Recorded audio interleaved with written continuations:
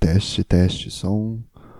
Olá, senhores passageiros, você está ouvindo o doce som da minha voz. O doce som da minha voz é um oferecimento de manhãs. As manhãs, elas têm essa questão que você acorda, né? Na verdade são 11 da manhã, mas é da manhã, mas é da manhã. Mas também, esse negócio de manhã, né, de quando vocês colocam, vocês aí, que decidiram, é, que antes do meio-dia é amanhã, mas tipo assim, aí também eu sempre. Oh caralho, essa porra dessa. Tá ouvindo isso? Tô com a janela aberta, porque eu não vou fechar janela nenhuma. Porque agora eu tenho que fechar a janela, ficar aqui num calor pra vocês ficarem mais à vontade ouvindo meu podcast, é isso mesmo? Enfim, vocês ficam aí nessa coisa de. Nossa senhora, mas agora tá me irritando essa merda. Como é que eu vou fazer? Agora tá irritando o público e tá me irritando. Eu devo. Eu devo parar com isso, já que não tem ninguém gostando? Ou devo fazer o que eu sempre faço na minha vida, que é continuar fazendo as coisas mesmo com ninguém gostando, e no final eu me fodo? Não, não, não. Aqui não tem mais autossabotagem. A minha vida agora é sem autossabotagem e existe a grande possibilidade de eu estar falando isso como uma forma de autossabotagem, de eu ficar tipo assim, eu estou me autossabotando, mas eu fico achando que eu não estou me autossabotando, e aí eu fico, não, eu não estou. E aí eu estou me auto-sabotando e no final das contas eu acabo não dando certo nas coisas porque eu fiquei achando que eu não estava me auto-sabotando. Mas no fundo eu estava me auto-sabotando, é a maior forma de auto-sabotagem que eu poderia fazer. Porque no final eu vou ficar assim, nossa, mas eu nem me auto-sabotei dessa vez. E aí eu me auto-sabotei de novo. É, eu tinha um professor de teatro que me falava que eu me auto-sabotava muito, mas ele falava meio que com ar de identificação, tipo assim, às vezes tinha algum exercício no teatro que precisava ser feito e eu falava assim, eu vou fazer de outro jeito que vai ser mais difícil, mas que eu acho que eu vou aprender algo melhor. E ele fala, por que você não faz o simples? O simples é uma coisa boa de se fazer nesses momentos, porque você tem que aprender o simples antes de fazer o mais complicado. E eu falava, mas eu vou me colocar numa situação aqui que eu vou ter que me esforçar e vou aprender algo novo. Enfim, é, são 11 da manhã. Guarda esse pensamento. Esse pensamento pode ser útil no futuro. Esse pensamento da autossabotagem. São 11 da manhã, é isso mesmo? São 11h45. Eu juro por tudo que é mais sagrado que eu levantei da cama há 10 minutos e eram 11 da manhã. E são 11h45. O tempo funciona de um jeito muito estranho. Você sabia que o tempo ele é relativo? É verdade. O tempo, isso é um jargão popular, mas normalmente os jargões populares eles vêm de coisas muito concretas na nossa vida. Se você estiver em outro lugar, nossa senhora, meu Deus do céu. Eu odeio quando o martelo tá batendo um semitom abaixo do que ele deveria estar batendo. Era você toque, toque, toque, e ele tá tec, tec, tec, tec. Enfim, hoje o podcast é podcast Fit Homem do Martelo. O que eu tava falando? O que eu tava falando? O tempo é relativo. Os jargões populares vêm disso. Por exemplo, se você estiver fora da Terra, você sabia que o tempo ele passa de um jeito diferente? Eu não sei exatamente, eu nunca li exatamente sobre isso, mas eu ouvi isso uma vez quando eu era bem criança e eu falei, isso é mentira, é só pra gente ficar. Porque, tipo assim, o tempo é relativo, beleza. Às vezes quando você. Dependendo da velocidade que você se move, o tempo passa de um jeito diferente. É isso que é o negócio.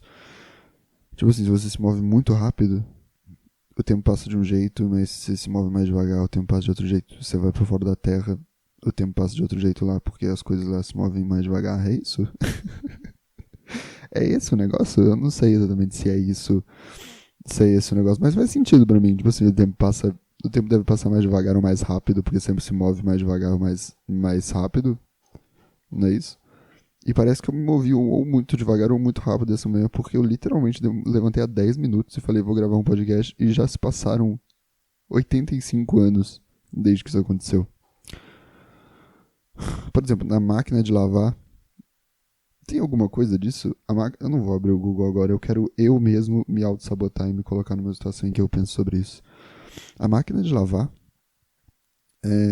as coisas lá passam muito, muito rápido, né? Porque, tipo, gira pra caramba e tal. E tem até uma força, a força centrípeta, né? Que faz viu? Eu sou inteligente, porra. Eu, eu sei da força centrípeta, que é aquela força que do centro faz a pita tirar a água da roupa. E aí eu acho que lá o movimento. Eu não sei, assim. É, é uma coisa meio. Eles vão usar isso pra viagem no futuro, não é? Tem, tem alguma coisa a ver? Tipo assim, a máquina de lavar, esse eletrodoméstico que a gente tem dentro de casa, ele serve pra viagem no tempo de alguma forma? Tipo assim, ele fisicamente é uma demonstração, tipo essa coisa rotineira nossa da alteração do espaço-tempo? A máquina de lavar? Eu não sei, cara, mas eu acho que é assim. E eu acho que a gente normaliza as coisas loucas que tem ao nosso redor. Sabia? A gente normaliza porque a gente nasceu com isso tudo pronto já. A gente é uns mimadinhos de merda. Primeira vez que criaram uma máquina de lavar, eles olharam e falaram: puta que pariu. E aí agora a gente só coloca lá essa porra que altera o espaço-tempo. E, e é isso. Não tinha. O Neil deGrasse Tyson já não falou isso? Que as meias somem porque elas entram num buraco de minhoca dentro da máquina de lavar e por isso que a gente não tem mais as meias. Acho que ele falou isso. São 11 da manhã, tá? Só que, tipo, esse negócio da manhã, tipo, nem é manhã de fato, sacou? Porque, tipo, se 5 da manhã é manhã e fica daquele jeito quando a gente olha pela janela, a gente não pode chamar 11 da manhã de manhã também, porque é uma coisa muito diferente quando a gente olha pela janela. Tipo assim, tá tudo diferente lá fora. Aí ao mesmo tempo a gente coloca, tipo assim, é 5 da tarde, mas é 6 da noite. E é meio que a mesma coisa, sacou? E eu sei que não tá tendo horário de verão, mas tipo, 6 da noite já tá um solzão lá fora. E a gente chama isso da mesma coisa que é 8 da noite, que tá tudo escuro. Então, tipo assim, tá tudo errado. O mundo que a gente vive é uma constante loucura. E a gente tá normalizando tudo. Tudo. A gente passa no nosso sovaco um desodorante. E a gente aperta um botão e faz no nosso sovaco e limpa. Não limpa não, mas faz não ter odor. E essa merda tá fazendo um buraco na camada de ozônio, não é isso? Ou já parou já? Já tiraram o negócio que faz buraco na camada de ozônio? A gente normaliza tudo. Eu durmo com o celular do lado da minha cabeça. Todo dia. Celular, esse item de bruxaria que a gente normalizou. Sabe? Tô cansado de ver gente normalizando coisas do tipo. Ah, não, eu gosto quando. Peraí que eu tive um negócio aqui dentro. Eu gosto quando. Sei lá, às vezes eu acho que quando eu tô limpando a minha garganta é um demônio que tá entrando no meu corpo. Às vezes eu tenho umas cacoetes de fazer isso. Quando eu era bem criança, eu já falei isso aqui, quando eu era bem criança eu cantava no coral. Eu era a voz mais aguda do coral feminino da minha escola. E aí, como vocês podem ver, isso mudou muito. E agora eu sou a voz mais escrota do mundo dos podcasts do Spotify. E aí a gente cantava em igreja, porque a gente era um coral e tal, e a gente sabia cantar músicas em igrejas. Deixa eu ver se eu lembro alguma. El Condor des... Essa era quando eu já era a melhor voz do coral masculino. Peraí, deixa eu ver. Kyrie eleison, eleison, eleison. A gente cantava essas músicas no coral. E eu achava que eu era o Renato Russo moderno. Todos os dias quando acordo, não tenho mais o tempo que passou, mas tenho muito tempo. Eu canto muito bem. Quando eu era criança, eu falava com a minha mãe: mãe, ou eu vou ser um grande cantor, ou eu vou ser o John Travolta brasileiro. Eu vou dançar aqui um pouco agora, vocês vão ver como é que eu sou foda em dançar também. Nossa, me deu uma vontade de me converter a cientologia do nada. Enfim, o que eu tava falando? Nossa senhora, gente, peraí. Eu queria às vezes ouvir o meu podcast, tipo assim, pausar agora e ver o que eu tava falando. Ah, é, eu tava na igreja e aí eu cantava lá, Kyrie eleison, eleison, eleison. E eu sempre tive um negócio quando eu era criança que eu achava que. Eu não sei de onde veio isso, eu não sei como isso aconteceu, eu não sei o que eu tenho que resolver na minha terapia. Mas eu tinha um negócio que eu jurava que a qualquer momento a polícia ia aparecer pra me levar. Tipo assim, a gente descobriu o Robert. Você vai. Você vai ter que ir com a gente. E minha família ia ficar olhando, tipo, ai meu Deus, o Robert fez aquilo. E eu nem sei o que. Nossa, agora começou uma serra elétrica, sério? Quais são. Olha isso. Quais são as coisas que você precisa de um martelo e uma serra elétrica ao mesmo tempo? Porque, tipo, você tá martelando pra consertar algo e depois você vai destruir essa coisa com a serra elétrica? Martelei, martelei, martelei. Tô consertando. Ah, ficou uma bosta. Aí eu vou lá e passo uma serra elétrica em tudo. Sabe? Eu vou deixar esse cara sendo incompetente aqui junto comigo. Porque, bom, eu tô sendo incompetente demais nesse podcast de hoje. E esse cara tá fazendo tudo errado. Esse cara tá fazendo tudo errado. Depois ele vai começar a martelar de novo. Porque ele viu, eita caralho, eu destruí tudo errado. E vai ter que martelar. É por isso que ele faz o trabalho dele. Ele é autossuficiente. As pessoas contratam ele pra ele consertar o problema que ele mesmo criou. Ele é inteligente, de certa forma. Enfim, eu achava que a polícia ia chegar do nada e a polícia ia falar, Robert, porque você fez. Eu tinha, tipo, sei lá, uns 8, 9, 10, 22 anos quando eu achava isso. E eu achava que a polícia ia chegar e falar, Robert, vem com a gente porque você fez isso, isso, isso, isso, isso é crime. Ou isso é errado, ou você prejudicou alguém. E eu só ia falar, eu devo ter feito mesmo. E aí eu ia embora. Ia ser preso. Eu sempre achei isso quando eu era criança. E eu achava que isso ia acontecer na igreja, quando eu tava cantando no coral. Ia ser mó vexame, sacou?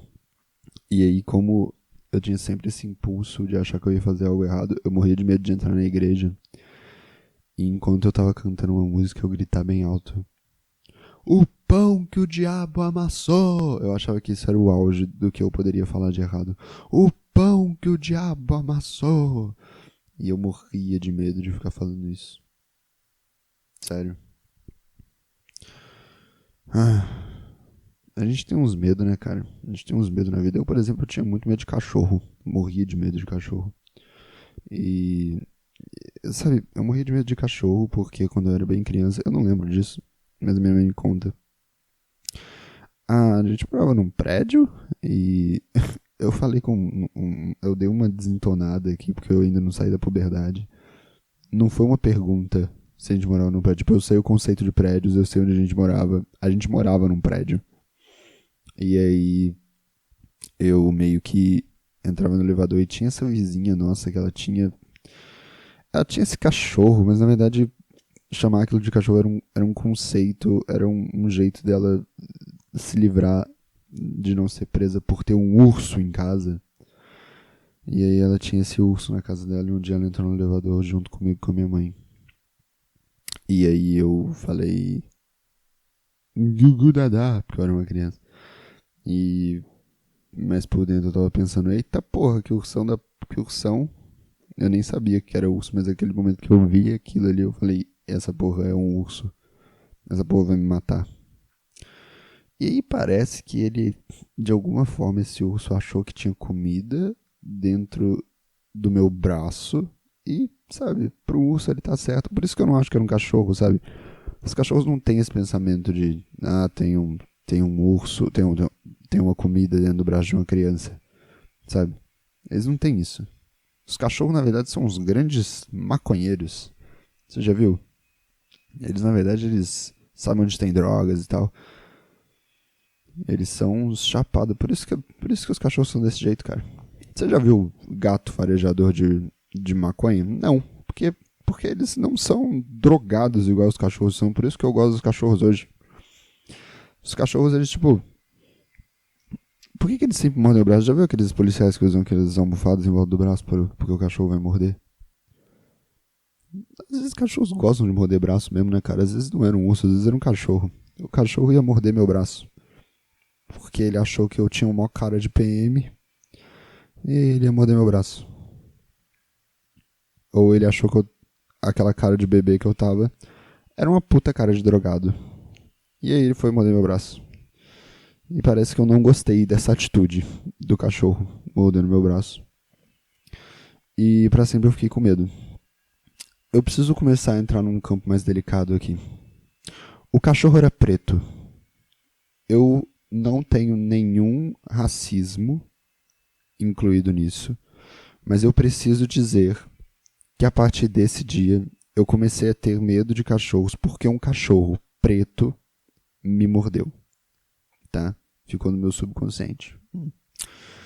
E aí eu comecei a ter muitos amigos na minha vida, eu comecei a ser muito popular, ter muito dinheiro, muita fama. E eu comecei a ir nas mansões dos meus amigos e todos eles tinham um cachorro. Porque, cara, já contei essa história aqui. Uma vez que eu fui numa mansão, eu conheci um cara. Eu conheci uma mina e, tipo, não era uma namorada, não era nada disso. É porque é pra ser chamada de mina. Eu conheci uma mina e, e ela tinha um pai que ele era tipo um político, não sei o que ele era. E ele morava numa mansão gigantesca. E, tipo assim, tinha quadra de tênis lá e tal. Eu fui na casa dela por causa do aniversário dela. O nome dela era Marcos. Entendeu por que eu tô. Tipo assim, eu era uma cria. Eu devia ter o quê? Uns 17 anos. Eu já tava lidando com esse mundo trans. O nome dela era Marcos. E eu fui na casa dela. Ah, e o pai dela. Tinha uns papos de que o pai dela tinha mandado matar alguém. Era uns negócios bizarríssimos, assim. E na casa deles tinham notas de 50 picados no chão como decoração. Era um negócio muito doido, cara. Era tipo uma ostentação absurda, assim. E eu acho que foi naquele dia que eu vi aquele cara muito rico e com, tipo, sei lá, 73 processos que eu comecei a entender o sistema do tipo. Você só consegue ser bem sucedido rápido, sabe? Você só consegue ser, tipo, rico pra caralho. Igual esse cara era, que ele tinha nota picada. Tinha uma piscina dentro da sala, velho. Coisa horrorosa. Você só consegue ser muito rico e ter notas picadas de 50 no chão como decoração. Se você matar alguém, sabe? Você precisa ser criminoso, velho. Você precisa, tipo. E, tipo, ele nem era criminoso, porque esse cara ele era político, sacou? Ele tava na política. Ou ele era, sei lá, dono de fábrica de carne, sabe? Esses caras. No JBS, essas porra. No JBS, aliás, que tentou aí por muito tempo vender carne. Agora nessa nova onda tá vendendo caixa de som. Não sei o que é o público-alvo disso. Parou de comer carne, agora eles estão ouvindo música. Eles têm que se dar esses vícios de alguma forma. E aí eu tava lá e eu notei que, tipo assim, cara, você precisa. Tipo assim, ele não tava preso, sacou? Ele tava solto por aí. Ao contrário do cachorro que me mordeu. Que, igual o cachorro que me mordeu, aliás. Que tava solto por aí e devia estar preso. Esse cara tava solto por aí e devia estar preso. Tá? E ele. Eu notei aquela hora, tipo assim, velho, você precisa ser muito. Muito gangsta, muito bad vibes pra caramba. Ter, tipo. Não conseguir se olhar no espelho pra ter um sucesso rápido, porque o sistema é esse, cara. O sistema é gente passando a perna um no outro. No caso, passou tanto a perna que a pessoa caiu no chão e quebrou a cabeça, cara, morreu. E eu fiquei meio desiludido do mundo nesse dia. Não tem nada a ver, tá? Olha só, eu tô me envolvendo em problemas aqui. Eu tô contando uma história de quando um cachorro preto me traumatizou. Tô contando uma história de que uma pessoa trans me colocou numa situação em que eu vi a realidade do mundo. Horrível. Mas, tipo, não tem nada a ver essas coisas, sabe? É só. Eu não tenho nenhum preconceito com essas coisas. Aconteceu que na minha vida as piores coisas foram com essas pessoas e cores. O que eu vou fazer? Meu Deus do céu. Nunca mais gravo um podcast de manhã. Volta, martelo. Tac, tac, tac, tac, tac, tac. Enfim, depois eu comecei a me envolver e aí tinha um cachorro na casa também. Um cachorrão. E eu, sei lá, cara, eu tentei me entender um pouco melhor. Tentei fazer as coisas. E vocês acham que esse podcast é egocêntrico demais? Vocês acham que se eu fosse trans, ou que se eu fosse mulher, ou que se eu fosse preto, eu sou um homem cis branco, tá? Vocês acham que eu ia achar interessante fazer um podcast? Vocês acham que ia passar pela minha cabeça em algum momento eu achar interessante fazer um podcast que era só eu falando por 1 hora seguida? Vocês acham que eu ia ter esse mindset?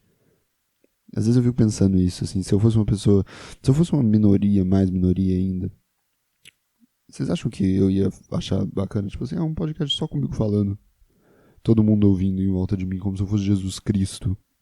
Vocês acham que eu ia, vocês acham? Vocês acham que eu não ia falar, eu não tenho nada importante pra falar?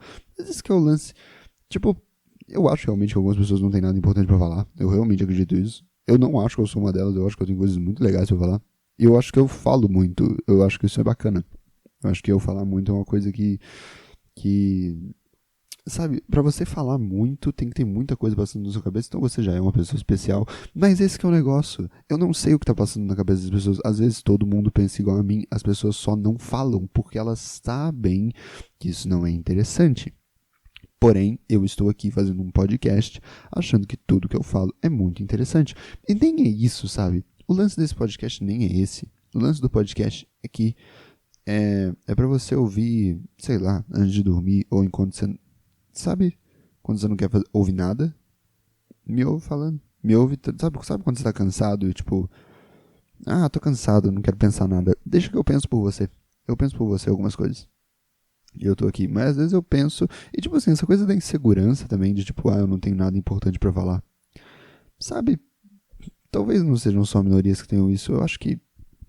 Acho que tem muita gente, sei lá.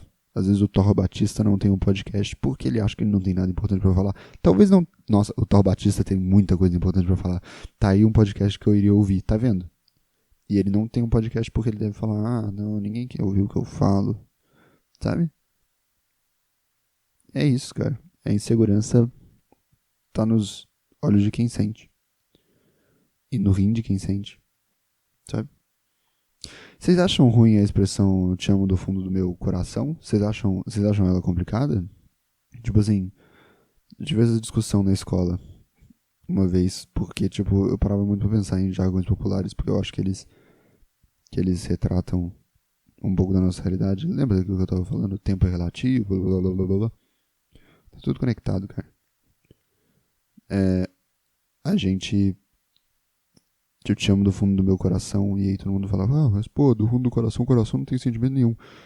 Por que não fala que eu te amo do fundo do meu cérebro, eu te amo do fundo do meu rim? Sabe? Sabe essa filosofia barata? Que provavelmente o Leandro Carnal, se entrasse numa sala de quinta série, falaria isso. Ou provavelmente o Leandro Carnal, se ele entrasse numa aula de coaching para pessoas de 40 anos, falaria isso. E aí eu falei, bom, é porque o coração é o órgão mais vital, é o órgão que você mais precisa. Se tirar o coração, você morre. E aí veio alguém e falou, mas se você tirar o cérebro, você também morre. E eu fiquei meio encurralado com essa, eu admito. Mas o cérebro precisa do coração pra estar vivo. O coração não precisa do cérebro pra estar vivo. Vocês já viram esses caras aqui? Vocês já viram esses caras na Roma Antiga? Eu gosto dessa frase. Vocês já viram esses caras na Roma Antiga que matava alguém, arrancava o coração e ele ainda tava batendo? Pois é. Ele arrancava o coração do corpo e ele ainda tava batendo. Eu te amo do fundo do meu coração. É a frase que surgiu na Roma Antiga, em que você falava isso pra alguém e ela pensava, legal, se um dia ele for esquartejado, a última célula do coração dele, que é a última coisa viva, mesmo sem o coração, mesmo sem o cérebro, mesmo sem nada disso, o fundo do coração dele, que vai ser a última coisa que vai bater, tem um pouquinho de mim ali. No fundo é a gente querendo ser eterno. O eu te amo no fundo do coração é uma expressão popular sobre esquartejamento. por isso que é o amor. O amor, no fundo, é uma coisa dilacerante, o amor, no fundo, é uma coisa que esquarteja a gente, e a gente usa isso até hoje. Eu não posso dizer que eu amo minha audiência do fundo do coração. Talvez do fundo do coração de alguém, não do meu. Sei lá, eu amo do fundo do coração do Caio. Caio é um ouvinte aqui. Talvez eu ame do fundo do coração dele, mas do fundo do meu... cara, eu não conheço vocês, vocês me mandam mais e-mails, vocês me largaram. Eu não sei, acho que eu não gosto tanto de vocês. Quer dizer, eu gosto de vocês. Eu gosto de vocês do fundo do meu coração. Mas não sei se eu amo vocês. Eu gosto de vocês do fundo do meu rim, tá? Que eu nunca venderei. E é muito importante, você não fica doente sem uma bosta. Mas do fundo do meu coração, eu não sei, cara. Eu não sei se o próximo Charles Manson tá aí na minha audiência. Eu acho bem provável. Porque a gente aqui atinge o quê? 10 bilhões de pessoas. Então, tipo, sabe? Com tanta gente ouvindo, alguém vai ser uma pessoa cruel que matava gato quando era criança. Enquanto podia ter matado aquele urso filho da puta que mordeu meu braço e era preto. Aí fica matando o gato. O gato que não é chapado. Tem a erva de gato, né, cara? Não tem erva de cachorro. Sabe por que não tem erva de cachorro? Porque eles já estão chapados o tempo inteiro. Eles não precisam ficar com isso. Por isso que eu gosto dos cachorros, cara. Enfim, comecei a crescer. E aí tinha... Eu comecei a me envolver com muitas pessoas que eu amava, que amavam cachorros, e elas tinham preconceito comigo, porque falavam, eu não vou conseguir te amar do fundo do meu coração se você não amar cachorros. E eu comecei a achar aquilo meio, tá bom. Eu vou ter... Eu tentava chegar perto dos cachorros, ficava com medo dos cachorros, morria de medo de cachorro. E aí teve um problema, cara. Teve um problema na minha vida que eu comecei a me interagir com cachorros, comecei a gostar dos cachorros, e aí o negócio foi o seguinte, eu cheguei num ponto da minha vida em que eu até gostava de cachorros, mas era muito específico. Quando era branco eu gostava. E isso é péssimo. Quando era branco, eu falava, esse cachorro é bom. Quando o cachorro era preto, eu ficava, esse cachorro vai me matar. Então assim, juro que não tem nada de racismo nisso. Mas quando o cachorro era branco, eu achava que ele era do bem. Quando o cachorro era preto, eu atravessava a rua. Tá? Ok. Eu via um dálmata, eu entrava em parafuso, eu não conseguia entender nada. Na verdade, antes dessa fase, eu tive a fase que era a fase... Eu gosto de cachorro... É tipo assim, eu deixo os cachorros chegarem perto de mim se eu puder chutar eles. Era o meu negócio. Tipo assim, se ele for pequeno o suficiente para que eu possa chutar esse cachorro, eu gosto desse cachorro. Eu deixo ele chegar perto de mim. Se ele fizer alguma coisa, eu chuto ele pra longe, vai ser até meio engraçado. Bem, sabe? Eu imaginei agora, já foi engraçado. Vai, vai voando. Pum, vai voando lá pra longe. Sabe, não tem como não gostar de cachorro sendo chutado pra longe assim quando você tem medo deles. Hoje em dia eu acho péssimo. Mas quando você tem medo é complicadíssimo. Tá? Hoje em dia eu gosto de todos os tipos de cachorro. Me desconstruí. Gosto de cachorros pretos, brancos, laranjas, tá? Hoje em dia eu. Hoje em dia eu. Hoje em dia eu gosto de cachorro pretos. Tenho amigos que têm, o caramba. Sabe? Não faço o mínimo. É o mínimo que eu deveria fazer. Não faz nada além da minha obrigação. Não ter nojo de cachorro preto e achar que eles vão me assaltar na rua. Mas é o que eu faço hoje. É a minha evolução. Falando em evolução, demorei para fazer o podcast porque estou em São Paulo. Estou tentando morar aqui, estou tentando fazer as coisas aqui. Demorei para fazer esse podcast porque estava tentando me estabilizar pelo menos um pouco nesse lugar, sabe? Esse lugar que tenta te morder o tempo inteiro e tenta te abocanhar e faz você, sei lá. Eu tava sentindo os dentes em mim, sabe? Eu tava sentindo os dentes de São Paulo me mordendo. E eu tava tendo que me desviar desses dentes pra eu conseguir ter o mínimo de estabilidade pra conseguir falar pra ninguém, sabe? Tipo, entende isso? Porque assim, eu sei que o lance de... Cara, conversar é foda. Conversar é muito foda. E quando você não tá estável na sua vida, você não consegue conversar, você não consegue transar, você precisa ter um chão pra se apoiar, sabe? Então é importante que você dê uma pausa, dê uma parada quando você vê que você vê que tá tudo meio merda em volta de você, e aí você fala, caralho, o que que tá acontecendo? E aí quando as coisas merda, elas, tipo assim, vamos lá, existe a sensação merda, mas existem os momentos merda também. Existem uns momentos que você tá, tipo, muito perdido e que você tá, tipo, meu Deus, o que que tá acontecendo? O que que tá acontecendo? O que tá acontecendo? E aí, quando esses momentos acabam, tipo assim, você chega em casa e você ainda não se sente em paz, é porque você não tem nem chão mais pra se apoiar. E aí eu tava meio que nessa situação aqui em São Paulo. Eu precisava criar um chão pra me apoiar. E eu acho que eu tô começando a criar pelo menos uma pinguela em que eu possa ficar. Eu amo essa palavra. Puta que pariu! Como eu amo essa palavra, pinguela. Eu amo ela. Tem várias palavras que eu gostaria de usar, mas que eu não uso. A primeira delas é pinguela, que eu acabei de usar agora, então eu estou satisfeito. A segunda delas é alvenaria. Alvenaria é uma palavra que eu gosto muito. E a terceira delas é latrocínio. Latrocínio é uma palavra que eu acho maravilhosa e eu acho que eu nunca vou poder dizer que eu fiz um. Sabe, talvez um dia eu possa dizer que eu fiz uma alvenaria, mas talvez eu nunca possa dizer que eu fiz um latrocínio. Eu acho ótimo isso, mas é uma palavra que eu queria usar mais. Às vezes eu penso em ser comentarista de programa policial para eu poder falar mais a palavra latrocínio.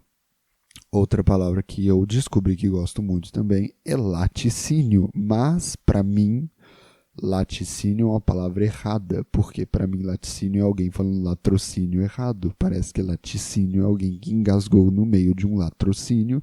Então a gente pode dizer que um furto seguido de morte é um latrocínio e um furto é um laticínio, porque a pessoa não foi até o final. Ela não quis fazer tudo, não fez o trabalho completo.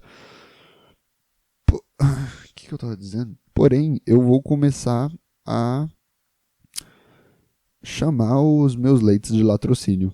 Comprei uma lá. Você tá vendendo latrocínio? Você tá vendendo latrocínio porque foda-se. Se eu não posso eu usar a palavra porque nhê, você não faz latrocínio, eu vou dar um jeito de usar. Eu tinha uma teoria.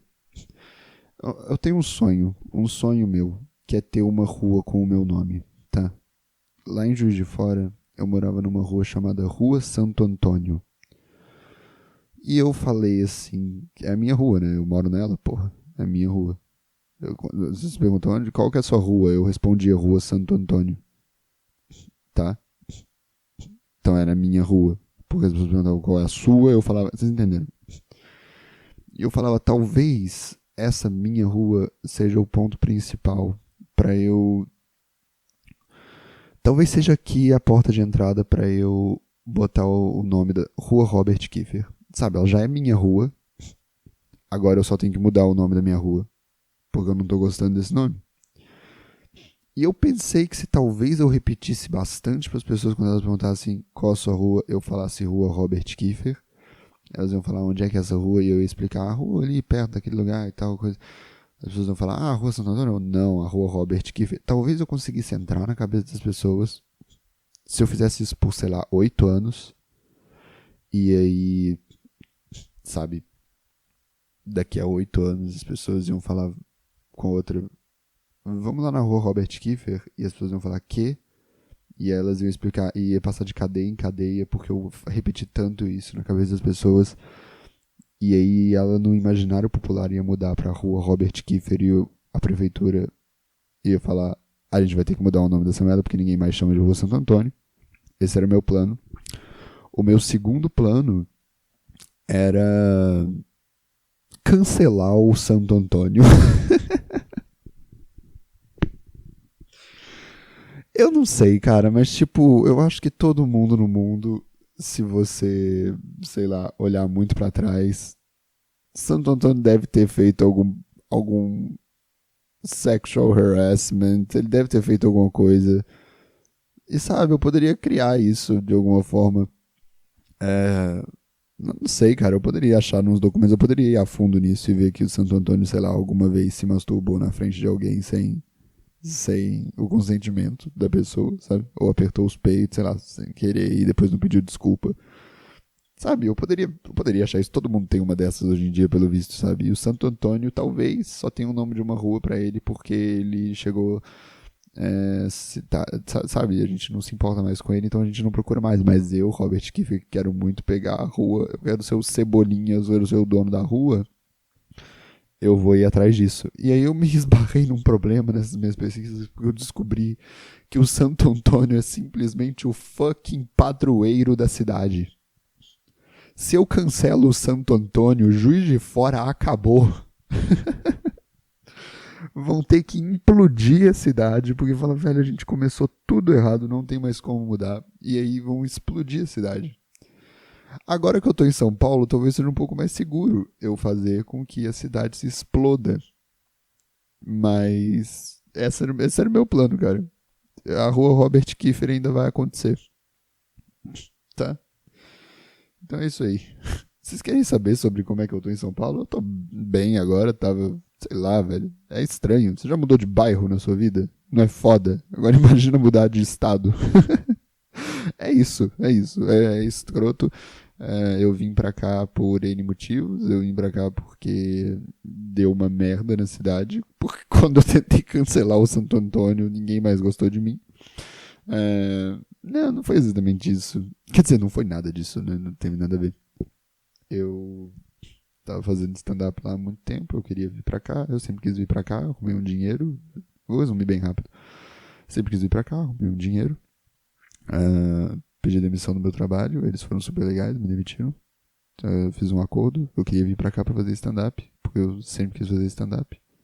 Aliás, deixa eu contar um negócio aqui. O dia que eu... Olha só como... Vocês têm que entender o simbolismo disso. Se vocês acreditam em espiritualidade, qualquer coisa do tipo, vocês têm que entender o simbolismo disso. O dia que eu... Olha o demônio entrando no meu corpo, porque eu vou falar isso.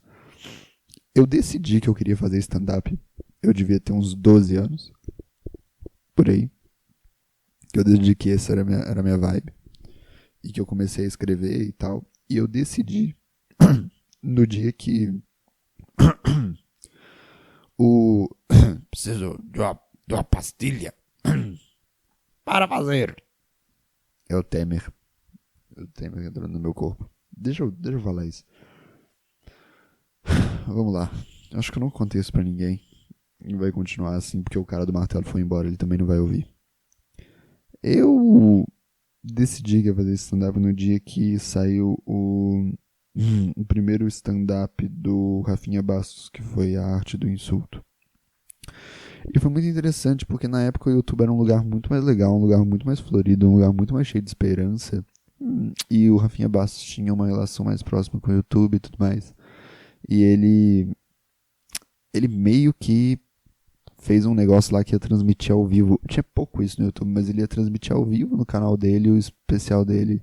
Não era ao vivo, vocês estão entendendo? É igual essas lives que tem hoje, que não é live, estreia. Ele ia estrear o programa, só que na época não tinha essas merda. E a gente achava isso muito legal. E aí a gente já tava lá no canal dele, tinha lá uma thumb enorme rolando o show dele de estreia, as pessoas comentando e tal.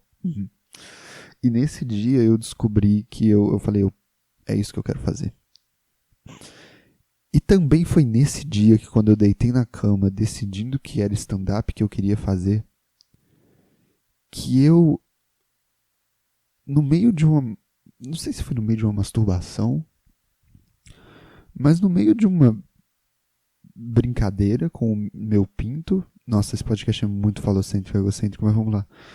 No dia da brincadeira com o meu pinto, eu tirei minha fimose. Eu puxei demais e minha fimose saiu. O dia que eu decidi que eu ia fazer stand-up, foi o mesmo dia. Na verdade, sim, eu juro pra você, eu falei, eu vou fazer stand-up. Em questão de 15 minutos depois, eu já não tinha mais fimose. Vocês estão entendendo o simbolismo disso? Vocês estão entendendo por que eu precisava vir pra São Paulo e tentar minha carreira como comediante? Vocês sabiam que é complicadíssimo você ter uma vida sexual com as pessoas se você tem fimose? Machuca, dói. Vocês estão entendendo que o dia que eu decidi que ia fazer stand-up, várias portas se abriram metaforicamente, literalmente e sexualmente. Vocês estão entendendo o valor disso? Enfim. Hoje em dia eu sou um puta broxa. Mas faço stand-up. Mentira, não sou broxa não e não faço stand-up. Mentira, eu faço stand-up e não sou...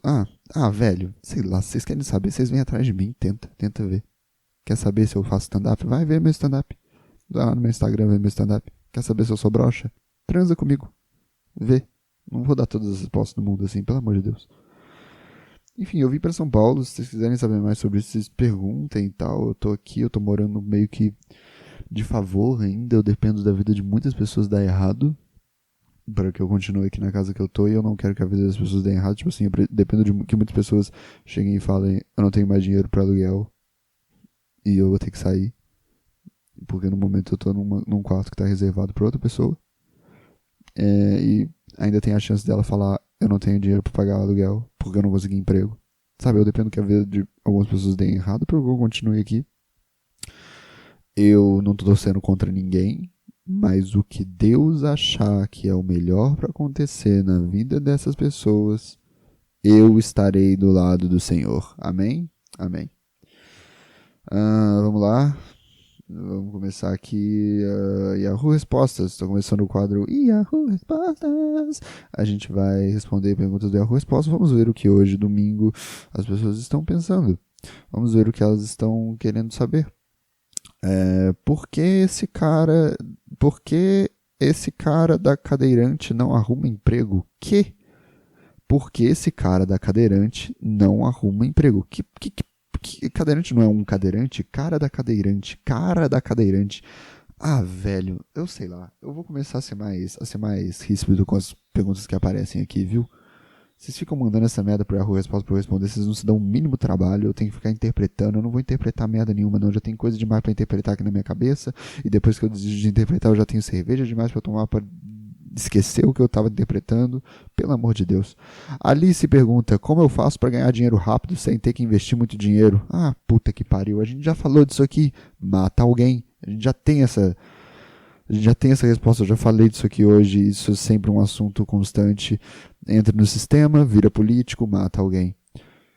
E não deixa ninguém saber, depois passa uns processos, depois chantageia umas pessoas e decore sua casa com notas de R$ 50 picadas. Como alguém consegue gostar da bunda de homem? Cara, Paulo, só de ver um homem pelado já sinto nojo, e tem homem que gosta. É um homofóbico. Puta que pariu, esse público do podcast tá... Eu falei 10 bilhões de pessoas ouvindo, não tem como. Realmente não tem como. Cara, esses dias eu... Vamos lá, é porque... cara... Deixa eu tentar falar na sua língua, então. Senhor Paulo, você conhece o Pablo Vittar, não é? Você conhece o Pablo Vittar? Ele é homem, não é isso? Ele é homem e tal. A bunda dele é muito mais da hora do que de qualquer namorada que você teve. Ele é homem. Então, assim, eu sinto te informar, mas você só viu bundas feias de homem até hoje. Mas tem pelo. Olha a bunda da Pablo Vittar.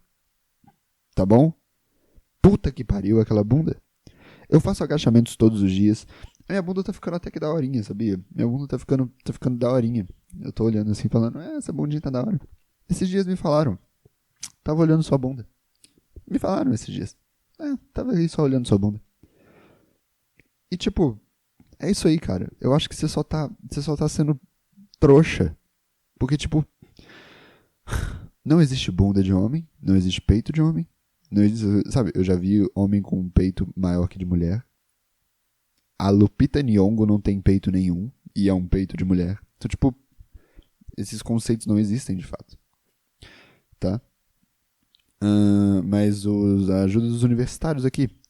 Acho que sofrem muito porque ninguém gosta mesmo de pegar a bunda de homem. A maioria dos homossexuais, e eu preciso dizer que ele escreveu homo sexuais. Por que todas as pessoas que são homofóbicas são burras? É sempre assim, né? São passivos, ativos, muito poucos, muito raros mesmo. Cara... credo, nem fale, viu? A menos que esse homem tenha no máximo 12 anos, aí é diferente. Que? Eu preciso ter entendido isso aqui errado. Credo, nem me fale, viu? A menos que esse homem tenha no máximo 12 anos, aí é diferente. Ele realmente tá falando que a bunda de um homem de no máximo 12 anos é aceitável. Ai, velho, por que o Yahoo Respostas tá virando logo quando eu entrei pra fazer um trabalho aqui decente, pra tentar ajudar o povo, o Yahoo Respostas virou essa deep web desprezível. Deixa eu tentar salvar um pouco aqui. Eu acho que as pessoas querem dizer que o corpo feminino e masculino, eles têm poucas diferenças até os 12 anos. Eu nem sei se isso é verdade, eu não vou atrás disso, eu vou tratar isso da mesma forma que a máquina de lavar na minha casa. É isso, cara. É isso. A gente tá vendo as monstruosidades em volta da gente e a gente tá normalizando. Eu vou tentar considerar que é isso, porque abaixo dos 12 anos a bunda da mulher começa a ter o formato de bunda de mulher e a bunda de homem começa a ter o formato de bunda de homem, mas até os 12 anos eles são só crianças. E é importante deixar claro novamente pro senhor anônimo, vai mostrar a cara, não mostra, né, filho da puta. Vamos rastrear o IP desse otário. Esses dias meu WhatsApp foi hackeado. Nossa senhora, eu preciso contar essa merda, velho. Vamos lá. Eu vou contar isso e vou embora, porque eu vou precisar ir embora, porque eu vou passar vergonha demais. O meu WhatsApp foi hackeado e as pessoas me perguntam. E eu acabei de chegar no meu trabalho novo. Eu tava no grupo do trabalho, já me removeram no grupo do meu trabalho novo. Em 2 semanas de trabalho novo, eu já saí do grupo do trabalho novo porque era um perigo eu lá. É isso, cara. Eu chego nos lugares e as pessoas têm que me tirar porque é um perigo que eu esteja lá. Eu vou explicar a história. Se você me acompanha há um tempo, ou se você me acompanha há pouco tempo, você sabe que eu tenho uma relação distante, porém contínua com o comediante Whindersson Nunes. Eu e o Whindersson Nunes a gente se fala há muito tempo. Teve uma época que eu tinha mais inscritos com o Whindersson Nunes, a gente conversava. E eu trabalhava na empresa dele. Eu trabalhei na empresa dele esse tempo todo, foi muito bacana. Foram 3 anos trabalhando na empresa dele, a Non-Stop. E ele... A gente de vez em quando conversava. Lá em Juiz de Fora, quando ele foi fazer o show dele, eu abri o show dele e a gente batia papo às vezes e tal. Ele me apoia, eu sou muito grato a ele, eu acho ele muito bacana, gosto muito dele e sou muito grato. E uma vez ele me falou que queria que eu lesse uns roteiros dele, que ele queria saber minha opinião, que ele queria... E como eu tava lá na empresa, eu sabia que tinha alguns projetos e tal e tudo mais, porque passava pra gente, né? Na verdade, tipo assim, até aquela questão do cover do Lucas Neto, porque o Lucas Neto é da Non-Stop, o cover do Lucas Neto do Bruce o Artista passou por nós.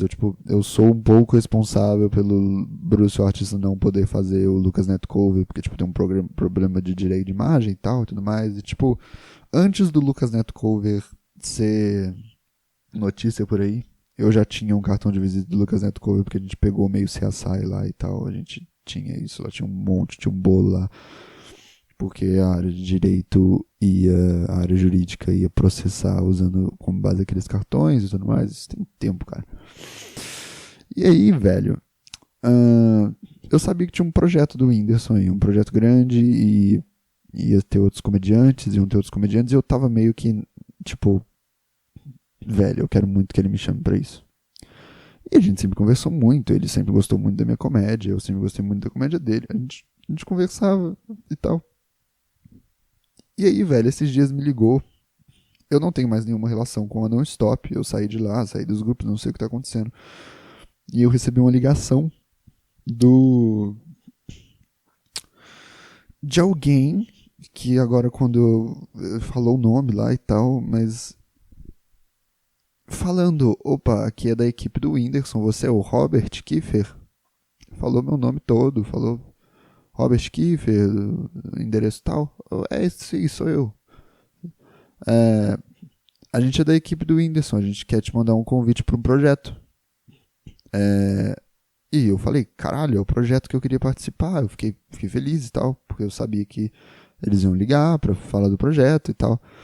A gente quer te mandar o convite pro projeto X do Whindersson Nunes. Você tem interesse? Eu falei, eu tenho interesse. E eu tava tipo, porra, minha vida tá feita, sacou? Minha vida tá feita. E aí, eles falaram, aceitem um código que eu vou mandar no seu WhatsApp. E eu aceitei, sabe por quê? Porque eu sou um imbecil, eu sou um paspalho. Eu sou uma alvenaria em pessoa. Esse é o novo significado de alvenaria. E aí, cara, eu aceitei e ele falou, aguarde só um instante. E nesse momento que ele falou, aguarde só um instante, eu notei que era a voz de um velho bicheiro que toma bourbon com dinheiro de traficante. E eu falei, eu vou me fuder legal agora. E eu lembrei desse golpe, que é o golpe do a gente pega teu WhatsApp. E o meu antigo chefe, não o Whindersson, meu antigo chefe de setor, caiu num golpe desse. E eu saquei que era um golpe na hora porque ele me mandou uma mensagem. Na verdade, o golpe é o seguinte: eles pegam o controle do seu WhatsApp, pegam o comando do seu WhatsApp, e depois eles mandam mensagem para os seus amigos queridos e entes, pedindo ajuda e pedindo uma quantia de dinheiro para uma certa conta. Falando, pô, me ajuda, eu tô precisando de dinheiro e tal, meu limite extrapolou, tô numa situação complicada aqui, blá blá blá blá blá. Beleza. Aí, velho, o meu antigo chefe de setor me mandou uma mensagem uma vez. Oi, Robert, tudo bom? Oi, tudo bom? Ele falou, tô precisando de um dinheiro, você pode me passar? E ele era meu amigo, sacou? Eu falei, ah, beleza, de quanto que você precisa? E ele falou, R$ 2.000. E ele era meu chefe de setor. E na hora eu saquei, cara, você sabe que eu não tenho condição de te dar a grana desse jeito, você sabe quanto é que eu ganho. Não é você, com certeza. Aí eu falei, não é o cara. E falei, pô, não vou passar não, porque você é meu chefe de setor, você sabe que eu não teria a mínima condição de fazer isso, você nunca teria a cara de pau nem a paixão de me pedir essa grana. E aí, enquanto ele falou, o cara do outro lado da linha falou, aguarde só um instante, eu falei, eu me fudi, e aí eu mandei uma carteirada. Eu falei, então, que projeto é esse? De onde você tá falando? Porque eu já trabalhei pro Whindersson, já trabalhei na empresa dele, quero saber o que é. Ele falou, peraí só um instante que o sistema tá um pouco lerdo. E desligou na minha cara.